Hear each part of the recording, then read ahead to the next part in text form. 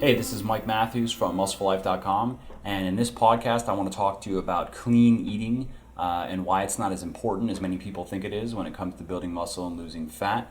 And I want to talk to you a little bit about the patience that it takes to build the type of body that you probably want to build, and kind of how it plays out in terms of overall time, and why a lot of the time spent, it feels like everything is moving too slowly, and then it kind of all starts to come together in the end. So let's just start with clean eating. Clean eating, it's a very popular just subject these days. A lot of people think that just by eating nutritious foods, clean foods, that should be enough to build muscle and lose fat. A lot of people think that it's necessary, that you can't build muscle or lose fat unless you're eating 100% nutritious foods, that all your foods are certified clean, whatever that even means. And the truth is that, yeah, nutritious foods are important. Your body needs a lot of different vitamins and minerals, different micronutrients to not just perform well in the gym, but also to just maintain optimal health and, maintain a kind of an overall sense of well-being. So that's the real value of clean foods. What a lot of people are missing, though, is that when it comes to building muscle, let's say, you have the training side of things, which means that you have to be properly overloading your muscles.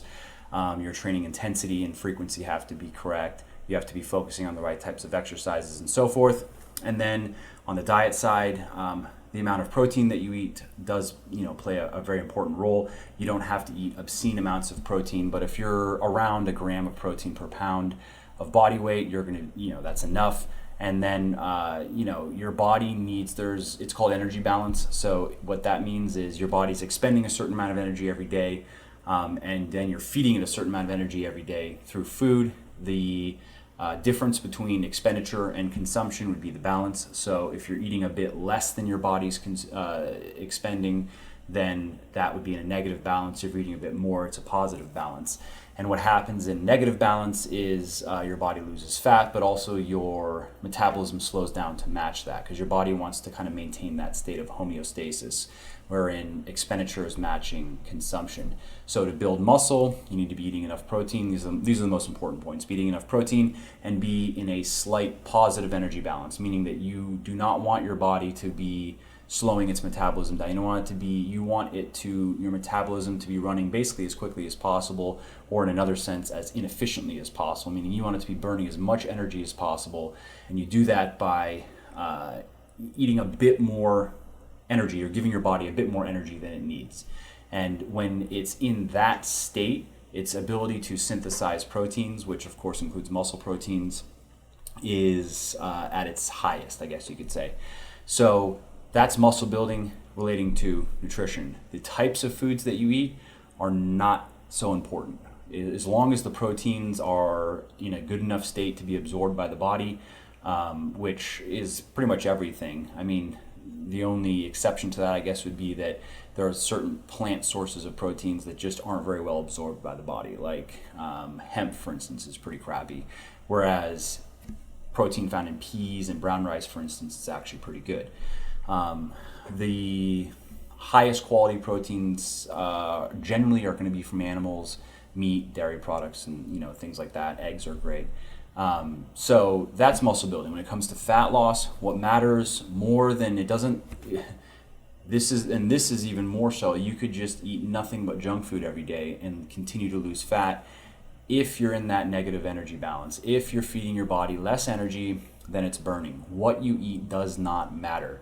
It matters for your health, but it does not matter for results. So what happens is when a lot of people, because you flip through Instagram or Twitter, or you read random blogs or whatever, and everyone's always babbling about eat clean, train hard, gotta eat clean, gonna get lean, eat clean, all this crap.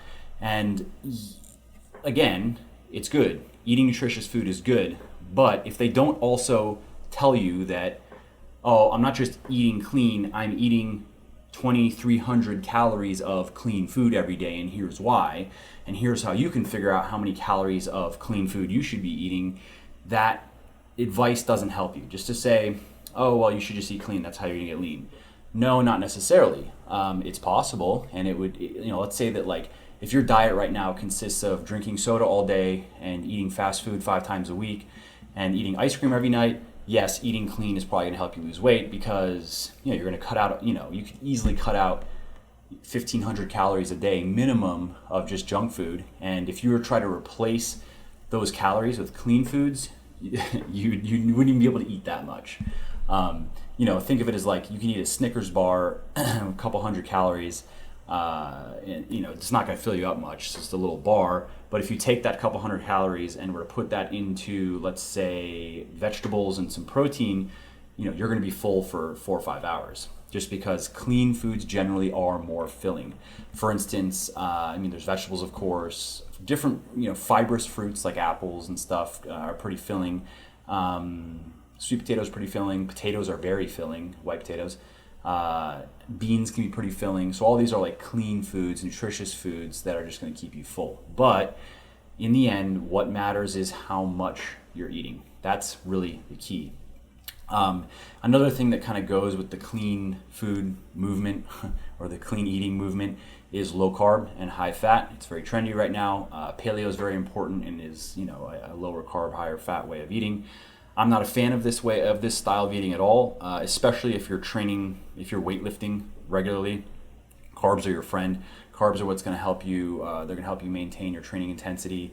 Carbohydrates also play an important role in building muscle, not only because they help you push yourself harder in the gym, but they also relate to insulin secretion, and over time, elevated insulin levels help you build muscle, not because insulin is a directly anabolic hormone. It's not like testosterone, but it's an anti-catabolic hormone. So what that means is it helps prevent muscle breakdown. And when you look at net muscle gain over time is simply the difference between your body's ability to synthesize new proteins versus the degradation level of existing proteins. So if you are only synthesizing, this many proteins, let's say this many proteins per day, silly example, we get the idea, but you are you're breaking down this many, that's net muscle loss. And when you flip that, that's net muscle gain. So you can increase muscle gain by increasing the amount of protein synthesis that occurs. We do that through exercise and through proper diet. And you can reduce the amount of protein breakdown that occurs, and we do that through proper diet. And also through proper exercise as well. If you are consistently overtraining, you are causing too much muscle breakdown, which is going to be, weighing that negative side of that equation. So carbs, and I talk about this. I'll make a note of an article where I kind of go into the science of this with carbohydrates and their relation to building muscles. It's not just me saying this. I want you to be able to, if you want to go check it out, you can go see the science behind it, how it actually plays out. And this has been studied directly. There's no question. This clean eating kind of, also being synonymous with low carb, high fat, not necessary. Low carb can help you lose weight faster in the short term, mainly because you lose water faster. So, if you needed to, for whatever reason, be as lean as possible, look as good as possible in 2 weeks, sure, go low carb. And you will shed, you'll lose fat, but you'll also shed a bit of water. You're going to look a little bit leaner. But if you are not in some kind of rush, I really don't recommend going low carb, because you're not going to feel good. Your training's going to suck. Your energy levels are going to suck. You're going to be, some people get pretty miserable on low carb. I wouldn't say I get miserable, but I don't like how I feel. And especially because my work is I'm constantly having to write and think, carbohydrates help that a lot. So if I'm on low carb, I just kind of feel mentally foggy. So it's just not for me. And I've never needed to go low carb, even when I'm cutting. Like I started cutting this week, and my carbs right now are right around 250 grams a day, and I'll be staying here for as long as possible. I hope to be able to stay here for 2 weeks, and then I'll probably have to drop just to continue, just because I have to cut my calories. Because when you restrict your calories, your metabolism slows down a little bit. It's just there's nothing you can do about it. So to keep the weight loss going, you either have to move more or eat less. And I'm starting my cut fairly high. I'm starting at around 2,700 calories, because my maintenance previously I was up to about 3,200 calories per day on my training days and about 2,100 calories on my off days. So now I'm just dropping that to about 2,700 calories on my training days, and I'll keep the 2,000, 2,100 number on my off days and see how far that will get me. I'm starting at about 195, 8% body fat or so. I want to get down to 6. So we'll see what I have to do. I know I'll have to cut my calories a bit to get there, but I don't expect to have to go lower than 2,300. So also, just on this point of low carb, because usually you're sacrificing carbs to add fats, and this is very trendy right now. It's all about testosterone production is really the big kind of button that is pushed. That if you eat a high-fat diet, you're gonna have these super high T levels, and you're gonna build tons of muscle and lose all kinds of fat and stuff. And it's just not true. When you look at the research of people going from a low-fat to a high-fat diet, or low to a moderate fat, I think of one study right now it's commonly cited that showed a 13%, I believe it was, right around there, increase in free T levels. And that might sound cool, okay, wow, 13% higher, but what does that really mean? You're not going to see any difference of that. You might feel it a little bit. You might feel a little bit more energetic. You might feel maybe a little bit more sex drive from that. Like if your T levels are at 700 NGDL or 600 NGDL, which are kind of right down the middle, and that jumped up by 13, even 15%, you might feel that a little bit, but it's not going to make any difference in your training. You're not going to be stronger. You're not going to build more muscle. That's been proven. To do that, you would have to push your T levels up to basically the top of what's physiologically normal, what's naturally even possible, and then beyond that. That's when you really start seeing differences in the gym.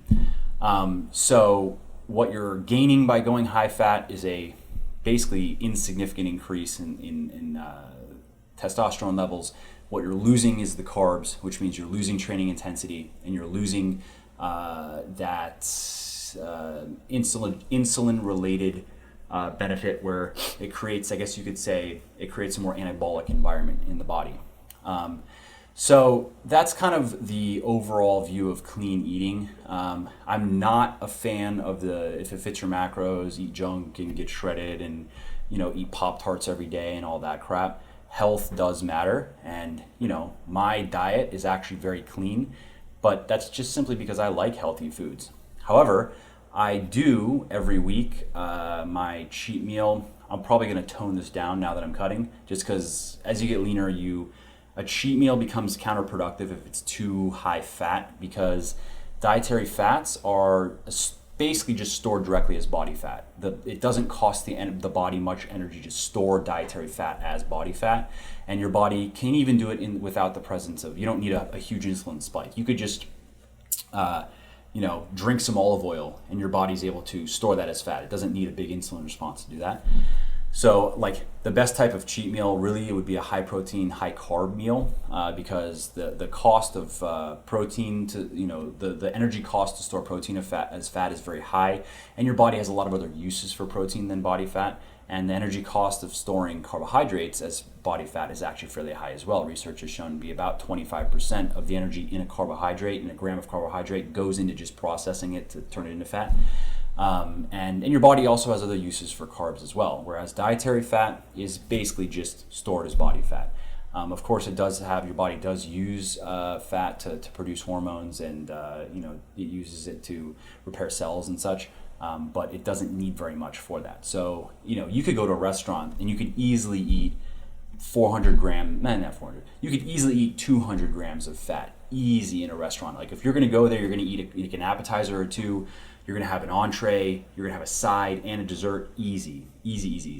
And if you really go for it, I mean, you'd be surprised how much butter and cream and things are in certain types of dishes where you could eat 300-400 grams of fat.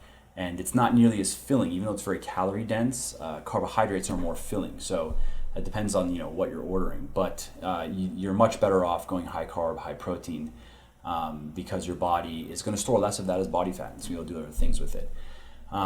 So what I'm going to be doing on my cut is that's normally like, as a part of my maintenance, what I would do is save up a bunch of my calories every Friday. I would basically just eat protein and my pre and post workout carbs, and save the bulk of my daily carbs and fats for dinner, And then my wife and I would go to a restaurant, and I don't go crazy, but I don't watch what I'm eating. I just kind of order whatever, and I try to eat about, like, I'm fairly pretty familiar with what to expect in certain types of foods.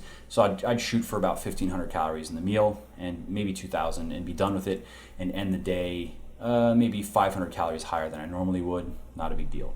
However, for my cut, I'm going to be doing what's called a refeed, which is where you do it. I'm going to be doing it probably every Sunday, and we'll see on what day I want to do it. But what you're doing is you drop your fats to as low as you can get them, really, and double your carbs. And the reason why you do that, mainly, well, there's two main reasons. One is it replenishes glycogen stores in the muscles, which helps your training. So you've probably experienced when you're cutting that as time goes on, your training, you shouldn't lose a ton of strength, but it just gets harder, and your strength does go down a little bit, and your workouts just get harder and they're more exhausting. Well, when you carb up like that, it gives you some renewed vigor, I guess you could say. You're gonna gain some of that strength back. You're gonna gain some of that muscle endurance back. Your training's gonna feel a bit better. So you kind of use that where you're kind of going over the week, and then you carb up, and you come in, and you just kind of ride that. And so there's that benefit, and then there's also a benefit related to a hormone called leptin, which is produced by body fat. And when leptin levels are high, it basically tells the body it's in a positive energy state, it has food, it can lose body fat, is a simple way of putting it. Whereas if leptin levels are low, and they become chronically low as you diet over time, it becomes harder to lose weight. You feel hungrier because then the counter hormone, which is ghrelin, is higher, which stimulates hunger. Low leptin levels makes dieting suck. Carbohydrates, however, spike leptin production. Fat doesn't really affect it at all. Protein does to some degree, but carbs are particularly effective at increasing leptin. So when you are giving your body a large amount of carbs in a day, you are dramatically raising leptin levels, which keeps everything going, keeps you feeling good. So that's what I'm going to be doing for my cheat meals with my dieting. But in terms of my dietary fat overall, your body doesn't need as much dietary fat as many people think. I will link an article in the description below, and so you can go check out the science behind that, and why my diets are, I wouldn't say they're low fat, but they're right kind of on the edge between moderate and low fat. High fat diets, I just don't really see the point of doing it. So yeah, that's pretty much the whole story with clean eating. What I want you to understand is that you have to make sure that if you want your weight loss or weight gain endeavors to go as smoothly as possible, you have to make sure that you know your numbers and you're hitting those numbers. It's not hard to do, and I'll link an article below that will just lay it out for you. It's very simple, but you have to stick to it.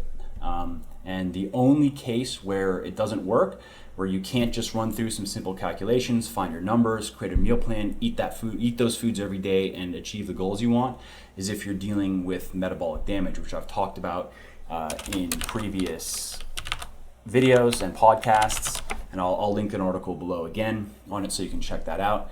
But if that's the case, then the first order of business is to fix your metabolism, speed it back up, and then you can just go do the normal thing of find your numbers, stick to it, and eat foods that you like also. And that includes, like, we'll see right now I have a little dessert worked in every day. That'll probably be one of the things that I drop when I need to, just because it's unnecessary. I don't really care. But I like chocolate a lot, so I'm kind of into these days. Unfortunately, it has a bit of fat. I prefer just a pure carb because I would rather get my fats from elsewhere, but whatever. I have about 100 calories of chocolate a day with dinner. Tastes good. And some people, they like to kind of push when they understand dieting and that it's just numbers, they will try to jam more junk calories into their meal plans because they want it. I don't like to do that because, well, one, I don't really care. I'm not a junk food person. I'm not even really a sugar person. Sure, I like sugar. I'll eat desserts, but I don't feel any compulsion to do it. I could eat one dessert a week or one a month and it would be the same thing to me, really. But a more practical reason why I think that's a bad idea is because in many cases the junky kind of indulgent foods are so calorie dense that you have to sacrifice satiety normally, meaning that you're gonna be hungry. When you're trying to save 400 calories for your dessert and you start working that out in a meal plan, that means that you're probably gonna be feeling pretty bad through the day just to get that 400 calories. Because you're just going to have to be, low calorie, and then this dinner and then a 400 calorie dessert.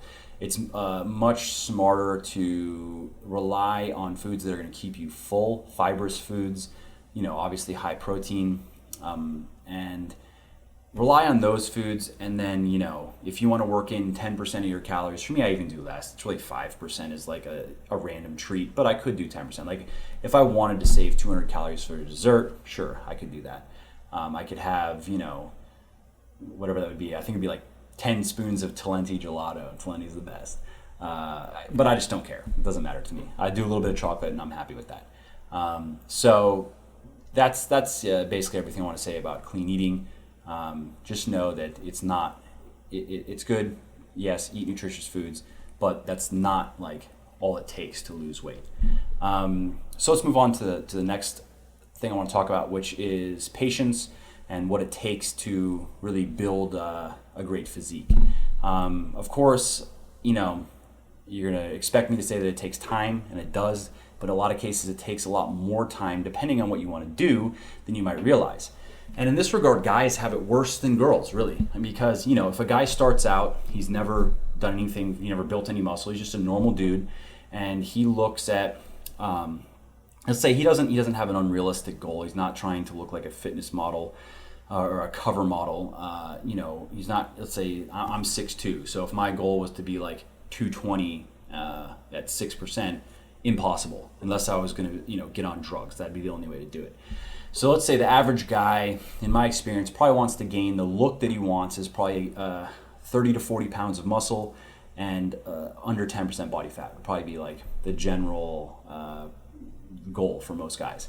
And what that takes when you factor in that there is no, your newbie gains, your first 6 months, you will see pretty rapid muscle growth. But rapid muscle growth is maybe 10 pounds in your first 6 months. If you gain 10 pounds of muscle in 6 months, you've done very well. You can also lose some body fat in that time. This really is just a function of newbie gains. As you become more experienced and you lift for longer and longer, you are no longer able to build muscle and lose fat at the same time. Then the game becomes maintain your muscle and lose fat. But so, for the first 6 to 8 months or so, you can build muscle, lose fat. And if you do a great job, you can gain, I'd say the max would be 25 pounds of muscle in your first year. That would be like very good genetics though. Average that I see is probably 15 to 20 pounds in the first year. Now that's a lot, 15 to 20 pounds, but when it's spread throughout your entire body, it's a visual change, but depending on your height, that's not a transformation just yet. It's like, wow, people are going to be, oh, wow, what are you doing? But when you are looking at yourself, you're not going to feel transformed as a guy in your first year if you're starting out on the, skinnier side. If you're quite overweight and you lose, let's say 40 pounds of fat, even 50 pounds of fat, maybe 50 is a bit high. I'd say 30 or 40 pounds of fat in your first year and build some muscle. That's going to be a much more dramatic visual change and visual transformation, just because you're going to go from overweight to having abs and having some muscle. But you still will probably not be at the point where you want to be, depending on what your goals are. So generally speaking, for guys, it probably takes to go from like a normal guy to somebody that looks, let's say, extremely fit, like, big, well-developed muscles all over your body and lean, probably takes it no less than 2 years. More realistically, 3 to 4 years probably is a honest an honest prediction of what it takes. And that means that you're training correctly and eating correctly 95% of the time. You're not taking months off.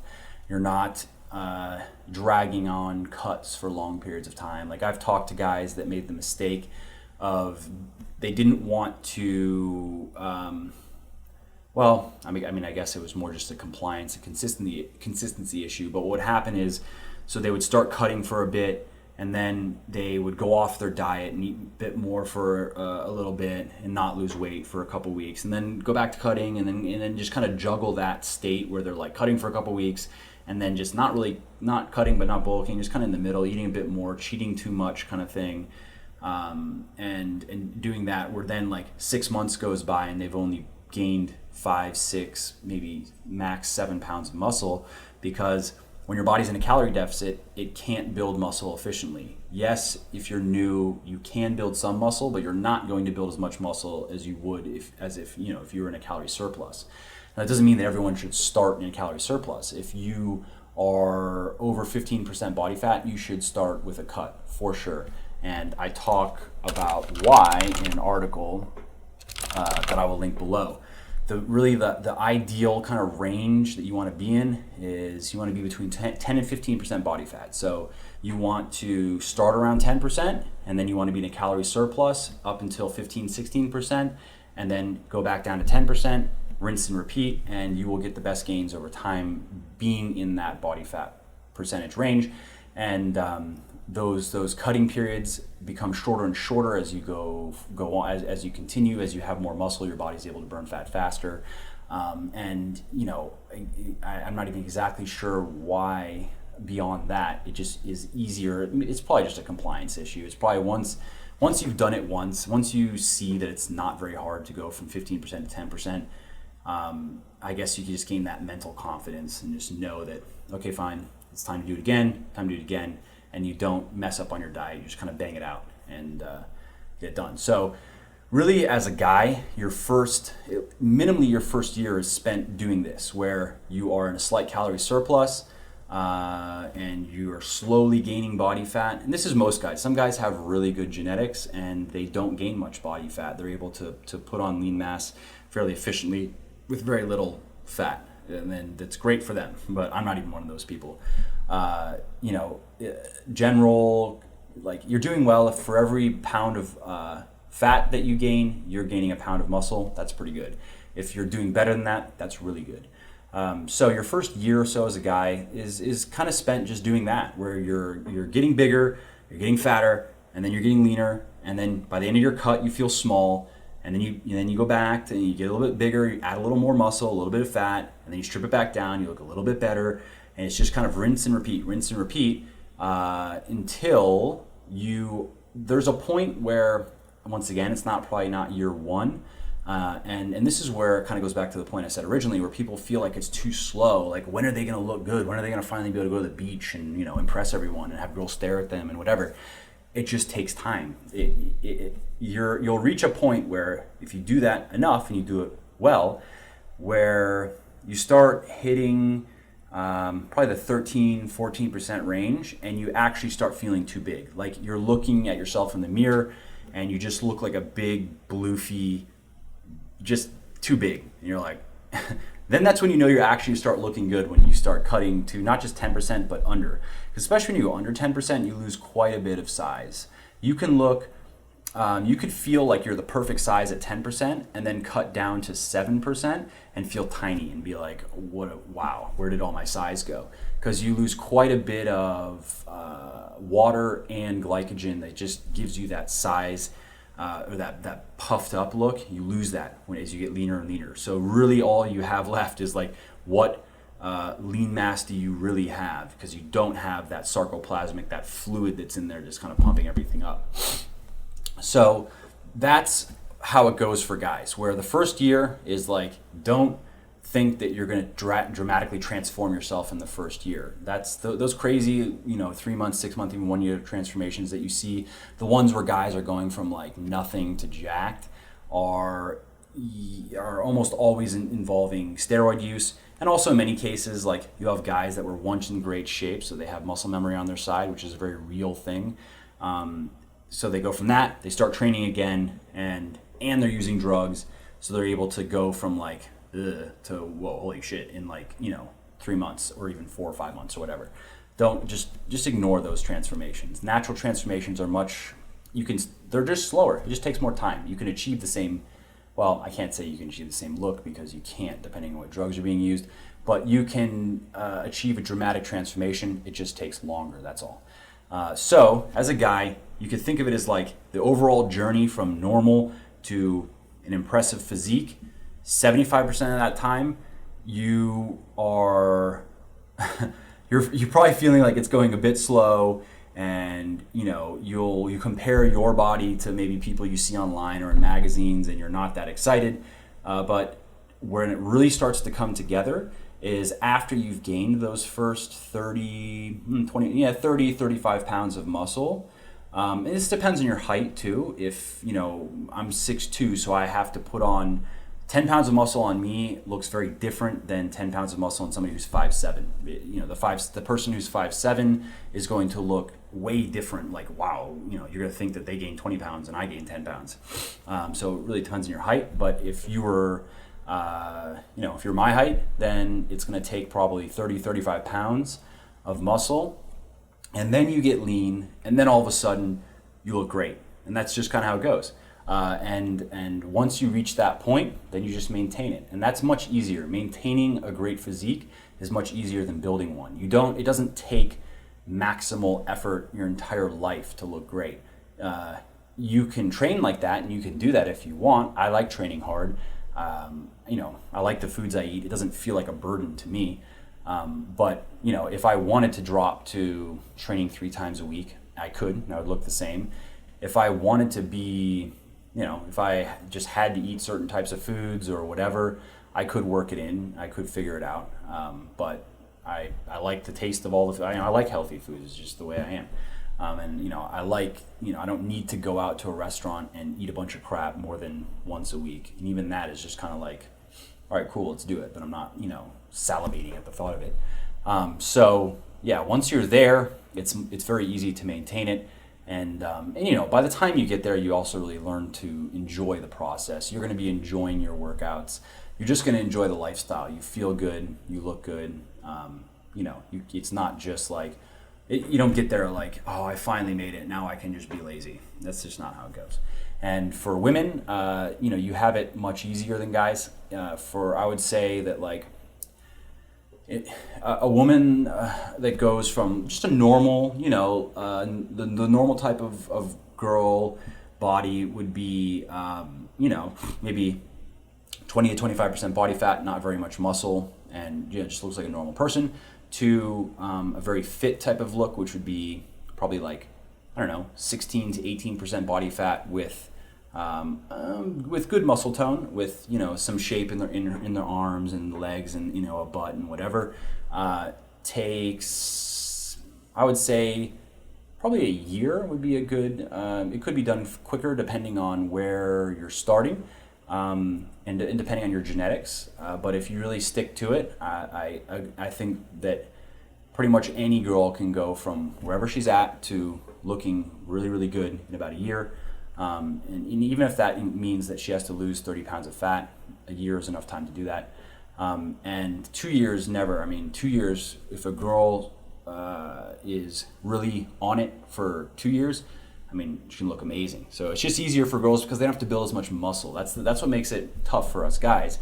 We have it a bit easier when it comes to losing fat, that's true. But building muscle is a much slower and a much more frustrating type of experience because it requires a lot more work than burning fat, and it just comes slower, and it also comes with some body fat. So when you're having to eat a bit more food and you're building some muscle, but you're also getting fatter, you don't really feel like you're looking much better. You just look bigger, but you're not, you don't have the shape and the stuff that you want. Just keep that in mind, that it's a process. It's not an overnight thing. You have to look at it more as a lifestyle change. But just know that there is an end to the tunnel. It's not a never ending where it takes 20 years to get fit and then you have to slave away 15 hours a week to maintain it. Not at all. You're looking at worst case scenario, a few years of dedicating 5, maybe 6 hours a week to exercise at most. You could get away with less. And then from there, maintaining it requires less if you want. And that's pretty much it. So I hope that, this podcast, hopefully you found it helpful. If you have any other things that you'd like me to talk about, head over to my website, muscleforlife.com. There's an Ask Me Anything type of ad right in the front page, so you can click on that. And I reply there in writing, but I sometimes take up those subjects in podcasts as well. And if you like the podcast, please subscribe to it or subscribe to my YouTube channel. A lot more stuff to come. Thanks again. See you next time.